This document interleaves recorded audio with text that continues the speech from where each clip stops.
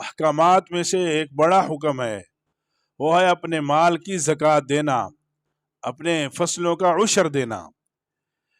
یہ کاروبار پر تو زکوٰۃ ہے، سونا ہے، چاندی ہے، مال تجارت ہے، اس پر تو زکوٰۃ ہے۔ فصل ہے تو اس کے اوپر عشر ہے۔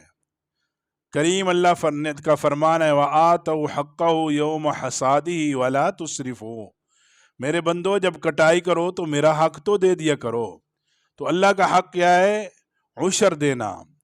20واں من، 19 من آپ اپنے پاس رکھیں۔ جو ہمارا یہ علاقہ ہے اس میں 20واں من، جو بارشی علاقہ ہے، بارشوں پر فصلیں پکتی ہیں، وہاں 10واں من ہے، اور جو ہے یہ ہمارے علاقے ہیں، نہری علاقے ہیں، ان میں 20واں من ہے۔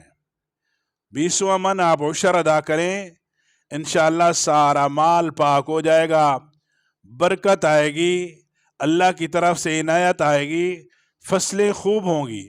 لیکن اس کے لیے شرط یہی ہے عشر کو گن کر نکالا جائے، ایسے لوگوں کو دیں جو مستحق ہیں، جن کو آپ زکوٰۃ دیا کرتے ہیں ان کو آپ عشر بھی دے سکتے ہیں۔ گداگروں کو نہ دیں، یہ پیشہ ور پھر رہے ہیں، ان کو اپنا عشر نہ دیں، بلکہ غریب ہے، نادار ہے، پڑوسی ہے، رشتہ دار ہے، پہلا حق اس کا ہے۔ دوسرا غریب ہے اور پڑوسی ہے، اگرچہ رشتہ دار نہیں ہے، اس تک اپنا عشر پہنچائیں۔ تیسرا حق یہ ہے مدارس کو دیا جائے۔ مدارس یہ دین کے قلعے ہیں، دین کی حفاظت اللہ تعالیٰ نے کرنی ہے، مدارس کو اللہ نے چنا ہے، تو مدارس تک اپنا عشر پہنچائیں۔ بچے دن رات قرآن پڑھیں گے، حدیث پڑھیں گے، قال اللہ وقال الرسول کی صدائیں بلند ہوں گی، تو جتنی دیر قال اللہ وقال الرسول پڑھا جاتا رہے گا، عشر دینے والے کو برابر اجر ملتا رہے گا۔